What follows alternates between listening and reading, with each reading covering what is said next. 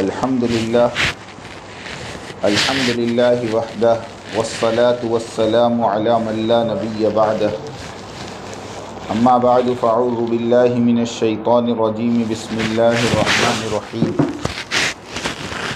वक़र्न फ़ी बुयूतिकुन्न वला तबर्रजन तबर्रुजल जाहिलिय्यतिल ऊला व अक़िम्नस्सलाह व आतीनज़्ज़का व अतिअनल्लाह व रसूलह सदक़ल्लाहु मौलाना अज़ीम। मुहतरमा दीनी माँ और बहनों, सबसे पहली बात तो ये है कि मजलिस में बैठने का अदब ये है कि दिलों में तलब को लेकर बैठा जाए। अपने आप को मोहताज बनाकर अमल की नीयत से बात को सुनना, ये इंशाअल्लाह हमारी ज़िंदगियों में बहुत फ़ायदेमंद साबित होगी। इसीलिए ज़ाहिर में अदब हो, अंदर में तलब हो। अपने सरों को ढाँक कर अदब से बैठने की मश्क हो और जितना करीब हो सके करीब हो जाएं, दरवाज़े के पास की जगह छोड़ दें ताकि बाद में आने वाली बहनों को हमारे कंधों के ऊपर से न जाना पड़े। अगर अंदर में जगह है तो पहले जगह को पूर कर लें। एक मर्तबा मन ही मन में दुरूद शरीफ पढ़ लें। मुहतरमा दीनी मार बहनों, हमारे सब के जमा होने का मकसद ये है कि अल्लाह पाक ने मुझे और आपको इस दुनिया में बहुत मुख्तसर सी ज़िंदगी देकर भेजा है और ये ज़िंदगी गुजारने के लिए नहीं बल्कि अपनी मरने के बाद की ज़िंदगी को बनाने के लिए दी है। आज उम्मत ये धोखे का शिकार है कि हम ज़िंदगी गुजारने के लिए आए हैं और हम ज़रूरतों को पूरा करने के लिए आए हैं। मेरी बहनों, ना हमारी ज़िंदगी गुजारने के लिए है ना ज़रूरतों को पूरा करने के लिए है, बल्कि अल्लाह रब्बुल इज़्ज़त ने हमें जो ज़िंदगी दी है वो अपनी आखिरत को और अपनी मरने के बाद की ज़िंदगी को बनाने के लिए दी है।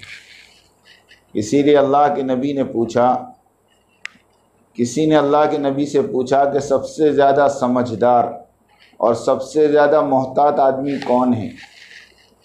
तो अल्लाह के नबी ने फरमाया, दुनिया में सबसे ज़्यादा समझदार इंसान वो है जो मौत से पहले मौत की तैयारी करे।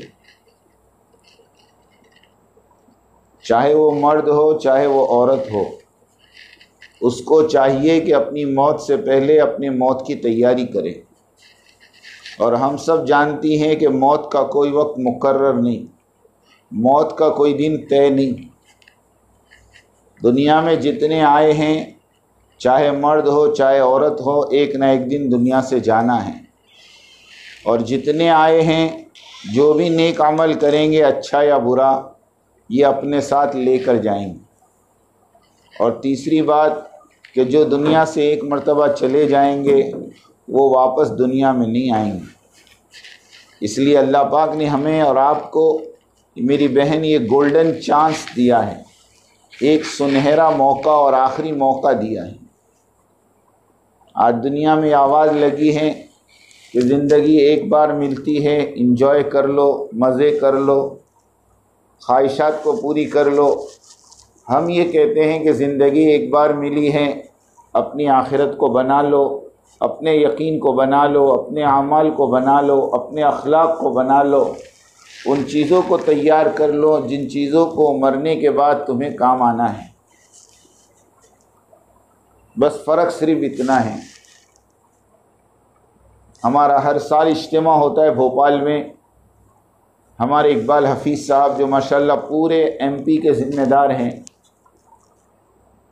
जब एमपी के वज़ीर आला ने इनसे पूछा कि आप जो ये हर साल इज्तिमा करते हैं, इस इज्तिमा का मकसद क्या है, तो बड़ा बेहतरीन जवाब इकबाल हफीज़ साहब ने दिया कि सीएम साहब, आप लाखों और करोड़ों रुपए हर साल खर्च करते हैं और इंसानों को ये समझाते हैं कि दुनिया में जीना है और जीने के लिए कुछ करना है, और हम हर साल इस ईंट खेड़ी भोपाल के अंदर इज्तिमा करते हैं और हम इंसानियत को ये सबक देना चाहते हैं कि मरना है और मरने के लिए कुछ करना है। आपकी पूरी मेहनत का मकसद जीना है और जीने के लिए कुछ करना है, और हमारी मेहनत मरना है और मरने के लिए कुछ करना है। बस इसीलिए अल्लाह पाक ने हमें यहाँ जमा किया है। हमारा ये जमा होना मेरी बहनों कोई सियासत के एतबार से नहीं, कोई दुनियावी एतबार से नहीं, कोई तंजीम के एतबार से नहीं, बल्कि सिर्फ़ ईमान की निस्बत पर हमने आपको यहाँ जमा किया है। और हम आपको एक फ़िक्र दिलाना चाहते हैं कि देखो बहन, ये दुनिया फ़ानी है, ये दुनिया आर्जी है, ये दुनिया एक दिन ख़त्म होने वाली है। यहाँ की किसी चीज़ को दवाम नहीं है, यहाँ की किसी चीज़ को दवाम नहीं है। यहाँ की खुशी हमेशा की नहीं, यहाँ का गम हमेशा का नहीं, यहाँ की फ़कीरी हमेशा की नहीं, यहाँ की तवंगरी हमेशा की नहीं, यहाँ की मालदारी हमेशा की नहीं। किसी चीज़ को दुनिया में दवाम नहीं है। ख़ुद कुरान कहता है वतिलकल अय्याम नुदाविलुहा बैनन्नास, इंसानों के दरमियान हम दिनों को घुमाते हैं, दिनों को फिराते हैं। कुछ दिन अच्छे होते हैं, कुछ दिन बुरे होते हैं, कुछ दिन मुआफ़िक में होते हैं, कुछ दिन मुखालिफ में होते हैं। बड़ों से सुना, जब दिन हमारे मुआफ़िक में गुज़र रहे हों हम अल्लाह का शुक्र करते हुए चलें, और जब दिन हमारे मुखालिफ में गुज़र रहे हों तो हम सब्र करते हुए चलें। दो चीज़ें अल्लाह ने हमें दी हैं कि जब अल्लाह हमें नेमतों से नवाजें तो हमें अल्लाह का शुक्र करना है, और अल्लाह कभी हमें हालात में आज़माए तो हमें सब्र करना है। इसलिए हज़रत मोहम्मद साहब रहमतुल्लाह अलैह बहुत अच्छे अंदाज में समझाते थे कि देखो, अल्लाह कभी देकर आज़माता है, कभी लेकर आज़माता है। जब अल्लाह नेमतों की बहुतात कर दें तो तुम अल्लाह का शुक्र अदा कर लो, और जब अल्लाह हालात में आज़माने का इरादा कर लें तो तुम सब्र कर लो। नेमतों को देखकर अकड़ना मत, मुसीबतों को देखकर बिदकना मत। नेमतों को आता देखो मेरी बहन अल्लाह का फ़ज़ल समझो, मुसीबतों को आता देखो अपने गुनाहों का बदल समझो, और इस्तिग़फ़ार में लग जाओ और अल्लाह से माफ़ी तलाफ़ी में लग जाओ। इंशाअल्लाह अल्लाह इन हालात को दुरुस्त कर देंगे। ये चीज़ हमें बैठकर पहले तो समझनी पड़ेगी, वरना मेरी बहनों आज दुनिया में माहौल ऐसा बन चुका है और दुनिया वालों ने मेहनत करके ऐसा माहौल बना लिया कि आज ये बातें हमारे गले से नहीं उतर रही, हमको ये बातें समझ में नहीं आ रही। और ये इस ज़माने की बात नहीं है, हर ज़माने में जब जब नबियों ने ये मेहनत की है तो बातिल उसके मुकाबिल पर आया है और उसने नबियों की बातों को झुटलाया है। ये आज की बात नहीं है। नूह अलैहिस्सलाम के ज़माने में नूह अलैहिस्सलाम को झुटलाया गया, नूह अलैहिस्सलाम का मजाक उड़ाया गया, नूह अलैहिस्सलाम की हंसी उड़ाई गई। नूह अलैहिस्सलाम कहते थे क़ाल इन तस्खरू मिनकुम फ़इन्ना नस्खरू मिनकुम कमा तस्खरून। आज तुम हमारा मजाक उड़ाते हैं लेकिन हम क़यामत के दिन तुम्हारा मजाक उड़ाएंगे। इसलिए मेरी बहनों, हम सब मुसलमान हैं, हमारा ईमान और हमारा यकीन है हमारे पालने वाले अल्लाह हैं, हमारी ज़रूरतों की पूरा करने वाले अल्लाह हैं, हमें अपने माँओं के पेटों में बनाने वाले अल्लाह हैं और सारी दुनिया के निज़ाम को चलाने वाले अल्लाह हैं। ये सूरज का निकलना ये अल्लाह की कुदरत है, ये चाँद का निकलना ये अल्लाह की कुदरत है, ये आसमानों से पानी का बरसना, ये ज़मीन से अनाज का उगना और ये ज़मीन और आसमान के दरमियान के करोड़ों इंसानों के पलने का निज़ाम ये मेरे अल्लाह की कुदरत है। अल्लाह कुरान में कहता है ये सारी हमारी निशानियां हैं जिसको हमने ज़मीन पर फैला कर रखा है। अफ़ला यंज़ुरून इलल इबिली कैफ़ खुलिक़त व इलस समाई कैफ़ रुफ़िअत व इलल जिबाली कैफ़ नुसिबत व इलल अर्दि कैफ़ सुतिहत। क्या तुम देखते नहीं इन बादलों को, हमने इनको कैसे बनाया, और क्या तुम इन आसमानों को देखते नहीं, हमने इसको कैसे बुलंद किया, और इन पहाड़ों को तुम देखते नहीं, हमने इसको कैसे नस्ब किया, और ये ज़मीन को तुम नहीं देखते कि हमने इसको कैसे बिछाया। मेरी बहनों, ये सब अल्लाह की कुदरत की निशानी है। आपके घर के बाहर का हिस्सा एक छोटा सा ज़मीन का टुकड़ा ले लो, एक ज़मीन का टुकड़ा ले लो और उसके अंदर 3 दरख्त लगा दो। देखो ये शेख हनीफ साहब मुल्तान वाले अक्सर ये मिसाल अपने बयान में दिया करते थे कि अपने घर के बाड़े में या अपने घर के आंगन में एक छोटा सा ज़मीन का टुकड़ा ले लो और उसमें 3 दरख्त लगा लो, एक इमली का, एक नींबू का और एक कैरी का, और तीनों को एक ही नल का पानी दो, तीनों को एक ही खाद दो और एक ही रोशनी तीनों को पड़े। सूरज की रोशनी एक ही किस्म की तीनों को पड़ रही, चाँद की रोशनी एक ही पड़ रही। जब तीनों में फल तैयार हो जाएं तो एक समझदार इंसान को बुलाओ और पूछो इमली चखवा कर कि भाई ये इमली कैसी है, वो कहेगा खट्टी है। उसको नींबू चखाओ, कहा ये कैसा है, कहा ये भी खट्टा है। और कच्ची कैरी चखाओ, वो कहे ये कैसा है, कहा ये भी खट्टी है। लेकिन तीनों की खटास में फ़र्क है और तीनों के रंग में फ़र्क है, तीनों के जायके में फ़र्क है। मेरी दीनी मार बहनों, ये अल्लाह की कुदरत है। एक ही ज़मीन का टुकड़ा है, एक ही नल का पानी है, एक ही फर्टिलाइज़र और खाद है, लेकिन अल्लाह तीनों दरख्तों में अपनी अलग अलग कुदरत को जाहिर करते हैं। इसीलिए हज़रत एक जुमला फरमाते हैं कि जंगल में गुज़रने वाला, जंगल से गुज़रने वाला जंगल में मकान को देखकर ये तो पहचान लेता है कि इस मकान का बनाने वाला कोई इंसान है, लेकिन वो इस बात को क्यों नहीं पहचानता कि इसके सर पर बग़ैर उमूद के और बग़ैर सुतून के अल्लाह ने जो आसमान बनाया है और ये ज़मीन जिसके अंदर अल्लाह ने सारे ख़जाने बिछाए हैं, ये ज़मीन और आसमान भी तो इस बात की चुगली खा रहे हैं कि इसको बनाने वाला भी कोई अल्लाह है, इसको बनाने वाला भी कोई अल्लाह है। किसी बुढ़िया से और किसी बड़ी अम्मा से किसी ने पूछा कि तूने अल्लाह को कैसे पहचाना? उसने कहा मैंने अपने चरखे के ज़रिए से अल्लाह को पहचाना। पूछा चरखे के ज़रिए से किस तरह? का ये चरखा जिसके ज़रिए से मैं धागा बनाती हूँ, ये चरखे को जब तक मैं चलाती नहीं हूँ ये चरखा चलता नहीं है। जब एक छोटा सा चरखा बग़ैर चलाने के न चलता हो तो इतना बड़ा ज़मीन और आसमान का निज़ाम किसी बग़ैर चलाने वाले के कैसे चल सकता है? इसलिए मेरी दीनी माँ बहनों, हमें मरने से पहले जो सबसे पहली तैयारी करनी है वो तैयारी ये है कि हमारे दिलों के यकीन को सही करना, अपने दिलों के अंदर इस बात का यकीन बिठाना कि ज़मीन और आसमान को बनाने वाले और ज़मीन और आसमान को चलाने वाले, मुझे और मेरी फैमिली को पालने वाले और मुझे और मेरी फैमिली की हर ज़रूरत को पूरा करने वाला अल्लाह है। अल्लाह है अल्लाह। उस अल्लाह का यकीन दिलों में बिठाना ये सबसे पहली मेरी और आपकी ज़िम्मेदारी है। और दूसरे नंबर पर मेरी बहनों, अल्लाह के हुक्मों को पूरा करना। देखो चूँकि हम मुसलमान हैं, हमारा नाम मुसलमान है, हमको अल्लाह ने मुसलमान माँ की गोद अता फरमाई, हमको अल्लाह ने मुसलमान घराना अता फरमाया। हम पैदा हुई, हमारे कानों में अजान पड़ी गई, हम पैदा हुई, हमारे कानों में इकामत पड़ी गई, हमारा नाम मुसलमान रखा गया और अल्हम्दुलिल्लाह हम एक मुसलमान औरत हैं। अब एक मुसलमान औरत के होने के नाते अल्लाह के कुछ अहकामात हम पर हैं।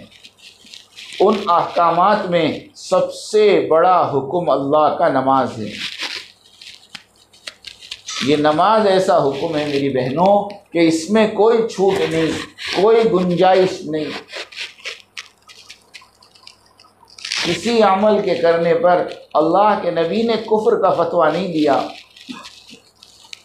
चोरी करो तो काफिर हो जाओ ऐसा नहीं कहा, शराब पियो तो काफिर हो जाओ ऐसा नहीं कहा, मगर नमाज के छोड़ने वाले पर प्यारे आका ने कुफ्र का फतवा लगा दिया। मन तरक सलातम मुतअम्मिदन फ़क़द कफ़र, जिसने नमाज छोड़ी वो तो काफिर हो गया। ये इतना बड़ा अमल है जो किसी हाल में भी माफ़ नहीं। खड़े रहकर नहीं पढ़ सकती, बैठ कर पढ़ें, बैठ कर नहीं पढ़ सकती, लेट कर पढ़ें, लेट कर नहीं पढ़ सकती, इशारे से पढ़ें। हर हाल में नमाज का हुक्म को पूरा करना। और अल्लाह पाक ने मेरी बहनों नमाज सिर्फ 5 वक़्त पढ़ने के लिए नहीं दी, बल्कि बात को समझो, ये नमाज तो अल्लाह रब्बुल इज़्ज़त ने अपने ख़जाने से फ़ायदा हासिल करने के लिए कुंजी और चाबी के तौर पर दी। अल्लाह के नबी फरमाते हैं कि नमाज तो जन्नत की कुंजी है, और नमाज तो अल्लाह के ख़जाने से फ़ायदा उठाने का वाहिद सबब है। मेरे आका ने फरमाया, जब भी तुझे कोई दुनिया की या आखिरत की ज़रूरत पेश आ जाए, उसका ताल्लुक़ खालिक से हो या मखलूक से हो, तुझे चाहिए 2 रकात नमाज नफिल सलातुल हाजत की पढ़कर ये दुआ पढ़ लें, ला इलाहा इल्लल्लाहुल हलीमुल करीम, सुब्हानल्लाहि रब्बिल अर्शिल अज़ीम, वल्हम्दुलिल्लाहि रब्बिल आलमीन, अस्अलुका मूजिबाति रहमतिक व अज़ाइम मग़फ़िरतिक वल गनीमत मिन कुल्लि बिर वस्सलामत मिन कुल्लि इस्म, ला तदअली ज़म्बन इल्ला गफ़रता वला हम्मन इल्ला फ़र्रजता वला हाजतन हिय लक रिज़न इल्ला क़ज़यतहा व यस्सरतहा या अरहमर राहिमीन। ये छोटी सी दुआ मुंतखबा हदीस में भी है और फ़ज़ाइल आमाल के अंदर फ़ज़ाइल नमाज में भी है। अल्लाह के नबी फरमाते हैं, 2 रकात पढ़कर ये दुआ पढ़कर अल्लाह से जो मांगोगी अल्लाह ज़रूर देंगे, अल्लाह ज़रूर देंगे, अल्लाह ज़रूर देंगे। इल्ला ये कि हिकमत की वजह से कुछ देरी कर दें, कुछ ताख़ीर कर दें, वो बात अलग है, लेकिन अल्लाह ज़रूर हमारी ज़रूरतों को पूरा करेंगे, हमारी हाजतों को पूरा करेंगे। हमारे पीर ज़ुल्फ़िकार साहब दामत बरकातुहू फरमाते, बंदा या बंदी दुआ करने के बाद अपनी दुआ की कबूलियत में जल्दी करते हैं।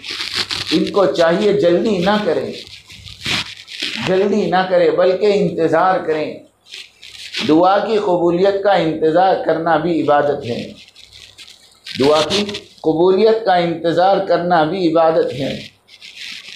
और अजीब मिसाल दी कि जैसे एक बच्चा रोता है, एक बच्चा रोता है, उसको भूख लगती है, अब माँ समझ जाती है कि मेरे बच्चे के फीडर का वक्त आ गया और इस बच्चे को अब दूध पिलाना है। वो जल्दी से दौड़ती हुई किचन में जाती हैं और उसका दूध गर्म करके बोतल में भर कर लाती हैं, मगर दूध गर्म होता है। वो जानती है कि अगर ये बोतल इसके मुंह में लगा दूंगी इसकी ज़बान जल जाएगी, दूध गर्म है, इसलिए वो बच्चे के सामने बोतल हिलाकर दूध को ठंडा करती हैं।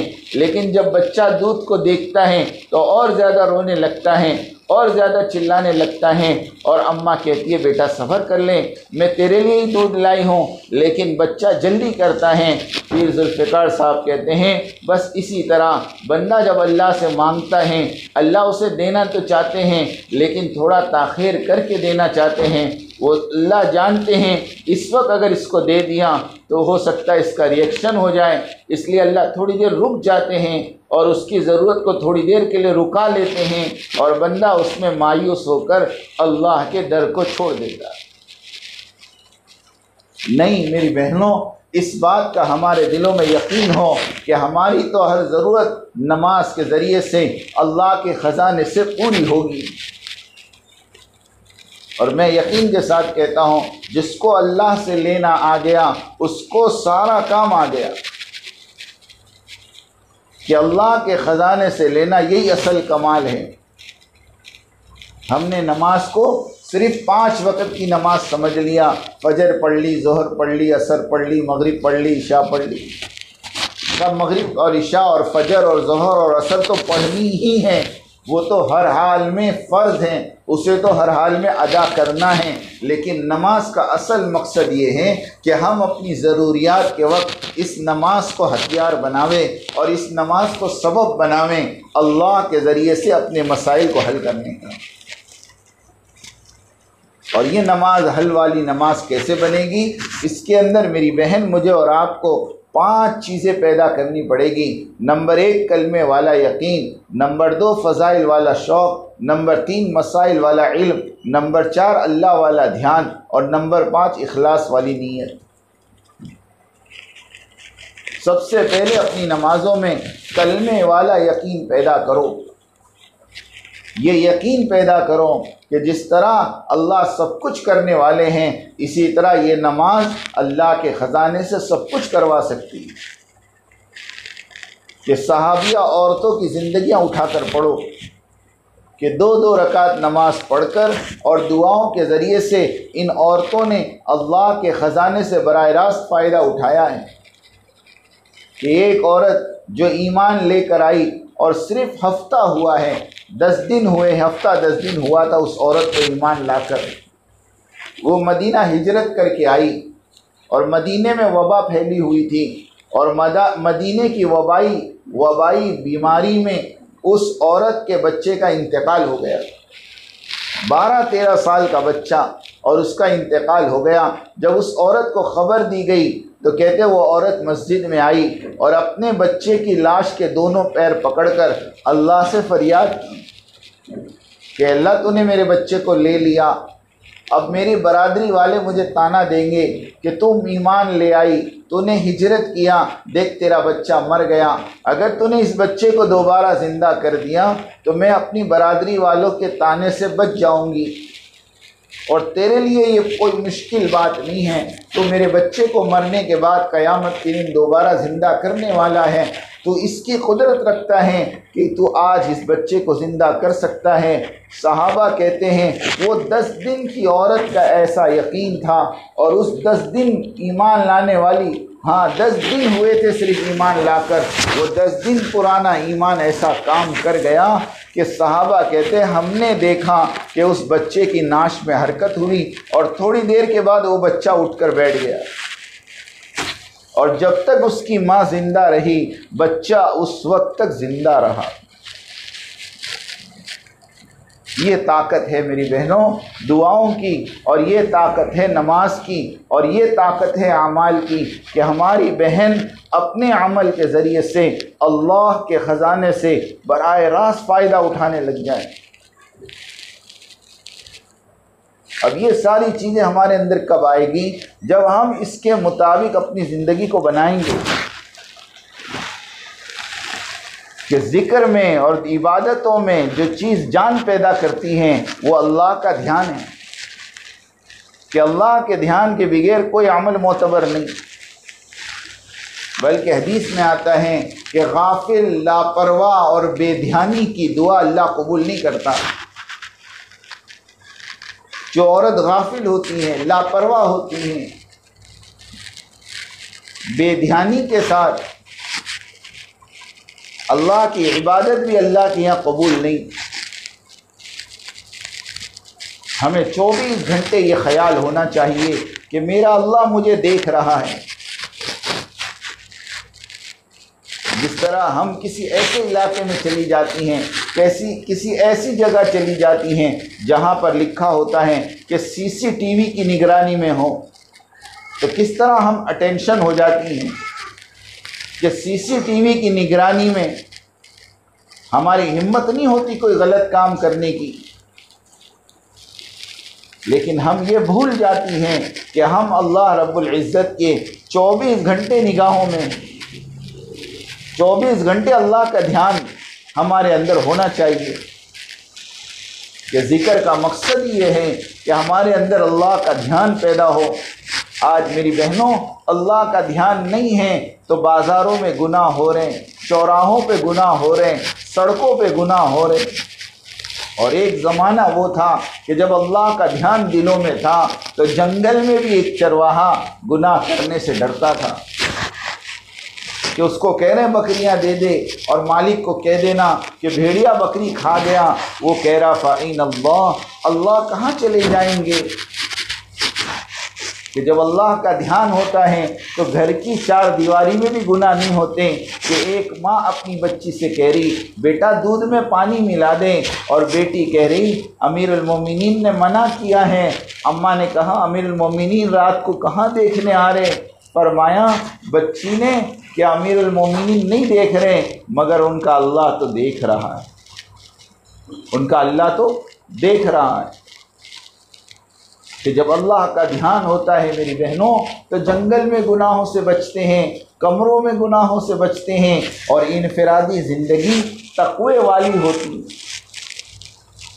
इनफरादी ज़िंदगी तक़वे वाली होती है। वरना माफ़ करना मेरी बहनों, आज हम ज़ाहिर में तो मुत्तकी बन जाती हैं, ज़ाहिर में तो तक़वे वाली बन जाती हैं, लेकिन हमारी इनफरादी ज़िंदगियाँ गुनाहों से भरी होती हैं। इसीलिए भी मुफ्ती तकी उस्मानी साहब ने एक फतवा दिया था, बड़ा अजीब फतवा था। यूँ फरमाया कि वो मर्द और वो औरत जो तन्हाई में मोबाइल के गुनाहों से न बच सकते हों, उनके लिए एंड्रॉयड और इंटरनेट वाला फ़ोन रखना हराम है। फ़ोन के बारे में नहीं, उस फ़ोन के ज़रिए से अगर मेरी और आपकी इनफरादी ज़िंदगी मुतासिर हो रही है तो हमें उससे दूर रहने की ज़रूरत है। ये कब होता है?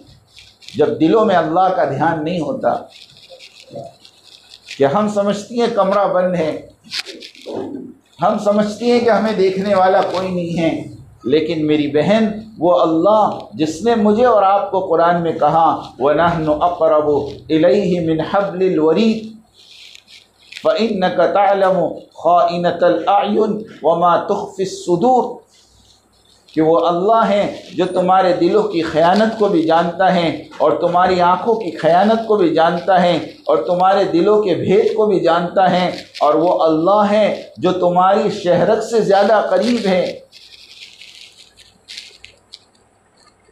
उस अल्लाह का जब ध्यान होगा तो अल्लाह के हुक्मों पर चलना आसान, वो अल्लाह का जब ध्यान होगा तो अल्लाह के हुक्मों को पूरा करने में लज्जत महसूस होगी। मेरी बात समझो, हमें मज़ा आएगा कि अल्लाह के अहकाम को हम हर हाल में पूरा करेंगे।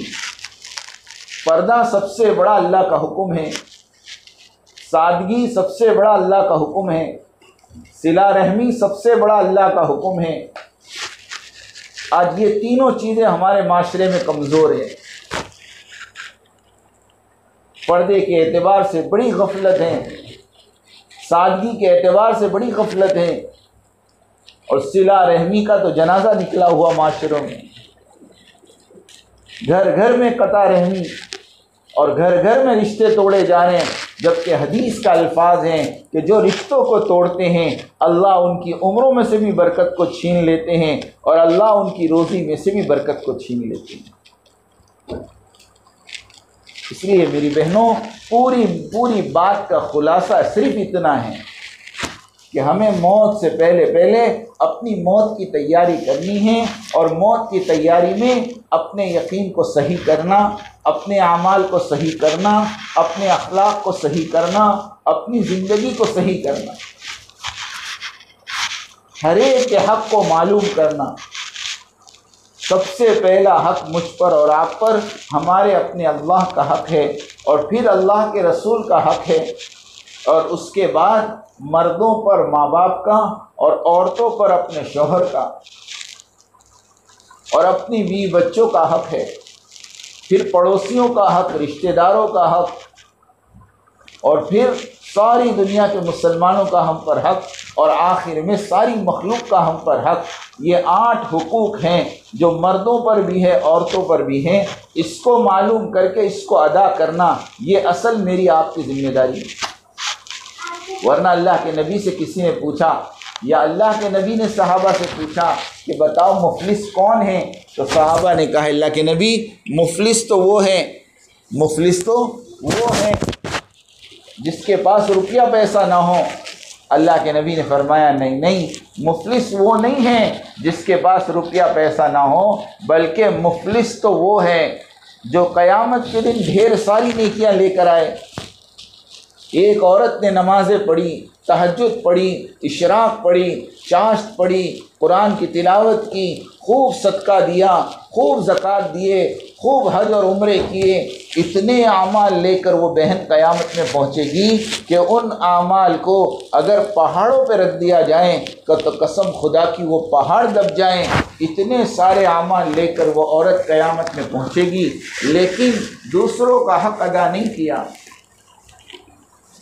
बीवी बनकर शौहर का हक़ अदा नहीं किया, बहू बनकर सास का हक़ अदा नहीं किया, और सास बनी तो बहू का हक़ अदा नहीं किया।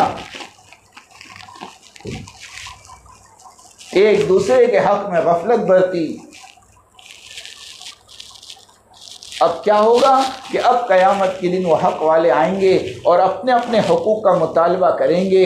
और मेरी बहन, उस क़यामत के मैदान में पैसे नहीं होंगे, वो क़यामत के दिन करेंसी जो होगी वो आमाल होगी। क़यामत की करेंसी वो आमाल होगी, आमाल। और आमाल के ज़रिए से उन हुकूक को अदा किया जाएगा। और लिखा है किताबों में, अल्लाह के नबी ने फरमाया इतने हुकूक बाकी होंगे कि वो आमाल को देते देते देते देते वो सारे आमाल जो पहाड़ों पे रख दिए जाएं और पहाड़ दब जाएं, वो आमाल ख़त्म हो जाएंगे और हुकूक वाले बाकी रहेंगे। तो उन हुकूक वालों के गुनाह इन पर डाल दिए जाएंगे। और ये अल्लाह की बंदी खुद नेकी के साथ ज़िंदगी गुजारी होगी, नमाज़ों के साथ ज़िंदगी गुजारी होगी, लेकिन दूसरों के गुनाहों की वजह से अल्लाह इस औरत को औंधे मुँह जहन्नम में डाल देंगे। अल्लाह के नबी ने फरमाया मुफलिस ये है। अल्लाह हमारी ऐसी मुफलिसी से हिफाजत फरमाए। इसलिए मेरी बहनों, मौत से पहले पहले का अल्लाह ने मुझे और आपको एक मौका दिया है। अल्हम्दुलिल्लाह, अल्हम्दुलिल्लाह इस ज़माने में बड़ी अच्छी मेहनतें हो रही हैं। दावत की मुबारक मेहनत, मदारिस की मेहनत, खानकाहों की मेहनत, ये सारी मेहनतों का मकसूद एक ही है, और वो ये है कि मौत से पहले पहले मैं और आप अपने अल्लाह को पहचानने लग जाएं, अल्लाह की कुदरत को पहचानने लग जाएं, अल्लाह के हुक्मों को पहचानने लग जाएं, बंदों के हुकूक को पहचानने लग जाएं। इसके लिए माशाअल्लाह बहुत सारी मस्तूरात ऐसी भी हैं जो मदरसा पढ़ रही हैं और इल्म हासिल कर रही हैं। इल्म हासिल करने के साथ साथ उस इल्म पर अमल ज़रूरी है। एक बात याद रखना, वरना वो इल्म मेरी बहनों क़यामत के दिन मेरे और आपके लिए हुज्जत बन जाएगा। हल यस्तविल लज़ीना यअलमून वल्लज़ीना ला यअलमून। कुरान में अल्लाह फरमाते हैं क्या जानने वाले और न जानने वाले बराबर हो सकते हैं? जब अल्लाह ने हमें इल्म दिया है, हम उस इल्म पर अमल करने वाली बने, वरना क़यामत के दिन एक मरहला वो आएगा कि बाज़ अहले जन्नती, सुनना मेरी बात, बाज़ अहले जन्नती अहले जहन्नमी से जाकर पूछेंगे कि तुम्हें क्या हो गया? तुम्हारी बताई हुई बातों को सुनकर और तुम्हारे बताए हुए रास्ते पर चलकर हम लोग जन्नत में पहुंच गए और तुम जहन्नम में पड़े हों, तो वो कहेंगी कि हम तुम्हें दावत तो देती थी और हम तुम्हें सही रास्ता तो बताती थी, लेकिन ख़ुद उस रास्ते पर नहीं चलती थी, जिसकी वजह से हमारे बताए हुए रास्ते पर चलकर तुम तो जन्नत में पहुंच गए, लेकिन हम जहन्नम में रह गए।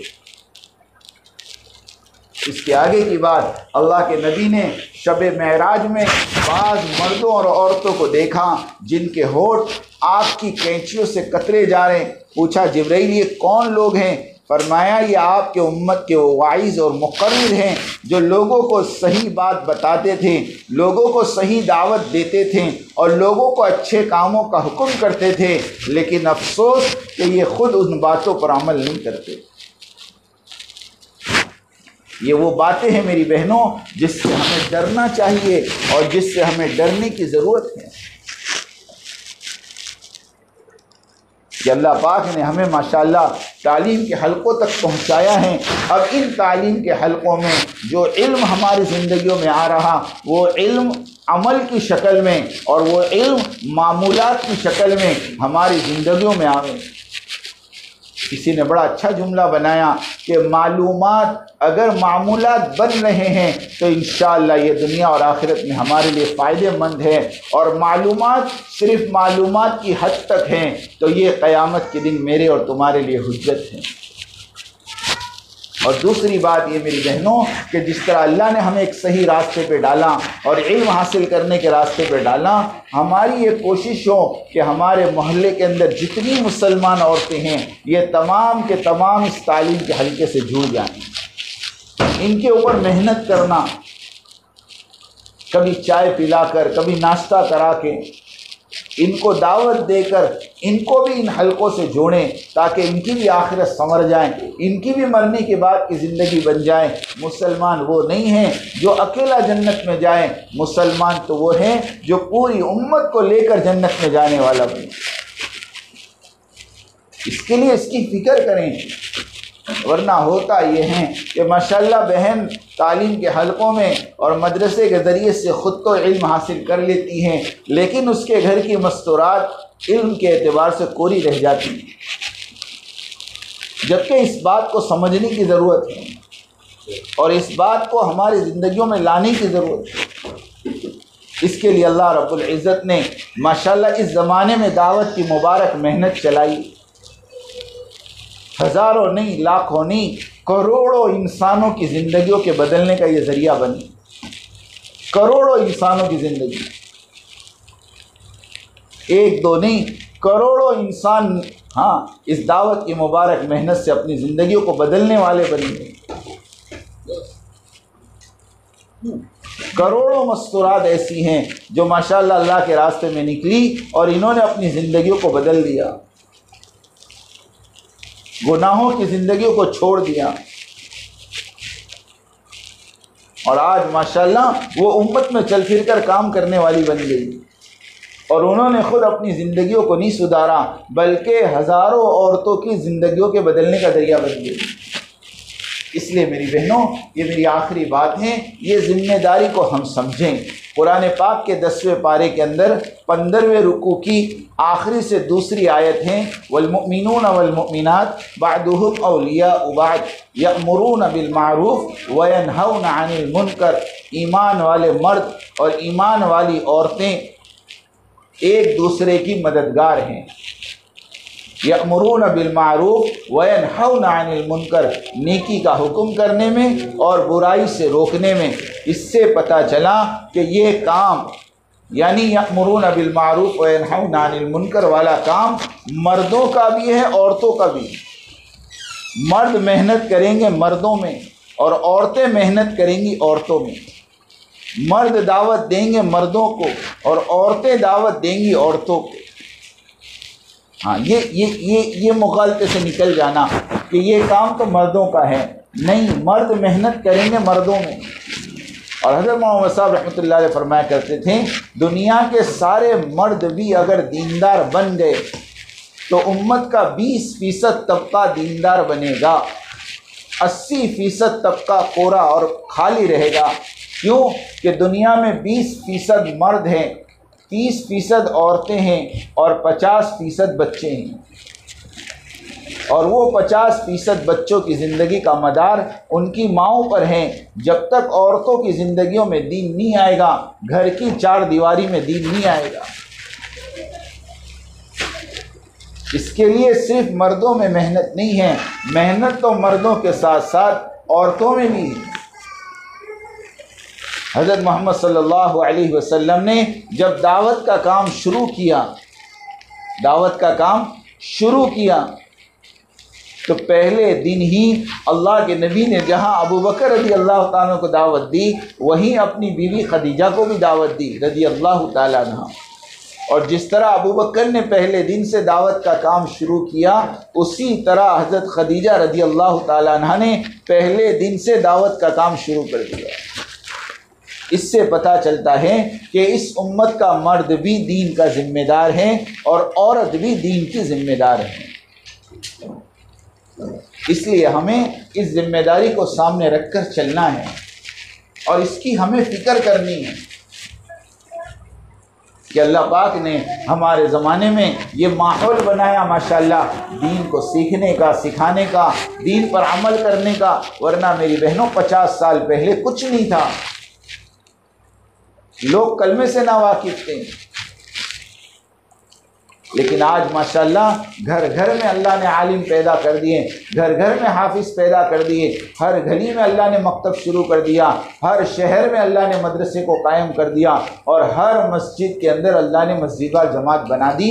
ये अल्लाह का बहुत बड़ा एहसान है, बहुत बड़ा करम है। हम इसकी कदर करने वाले बने। इसके लिए माशाल्लाह आपको ये थोड़ी देर के लिए जोड़ा था। बस यहाँ से अब नीयत करके उठें कि इंशाअल्लाह हमें अपनी ज़ात से भी दीनदार बनना है और क़यामत तक आने वाला आखिरी इंसान हमारी मेहनत से दीनदार बन जाए, ऐसी नीयत लेकर सारे आलम की फ़िक्र करना है। इसके लिए माशाल्लाह हर इलाके से, हर मोहल्ले से माशाल्लाह अल्लाह के रास्ते में लोग निकलते हैं, मर्द भी निकलते हैं, औरतें भी निकलती हैं माशाल्लाह।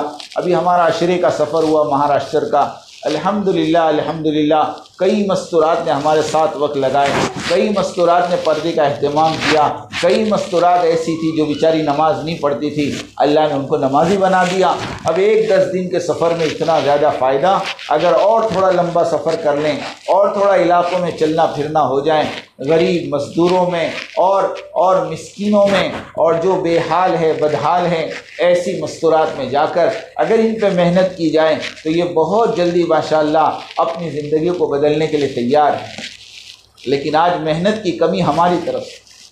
इसके लिए मेरी दरख्वास्त है कि थोड़ा आप आपस में मशवरा कर लें और आपस में बैठ कर थोड़ा तश्कील कर लें, सहरोज़ा की, अशरे की, चिल्ले की तश्कीलें कर लें और उसके बाद इंशाअल्लाह हम दुआ भी करा देंगे।